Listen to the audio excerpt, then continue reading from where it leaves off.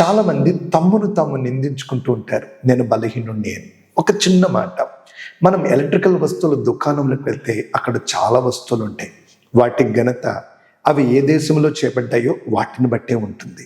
వాటి ఘనత ఏ కంపెనీ చేసిందో దాన్ని బట్టే ఉంటుంది. ఒక చిన్న మాట, ఒక యాపిల్ కంపెనీ చేస్తే, ఒక జపాన్ దేశం చేస్తే దానికి అంత ఘనత ఉన్నప్పుడు మరి నీవెవరో తెలుసా?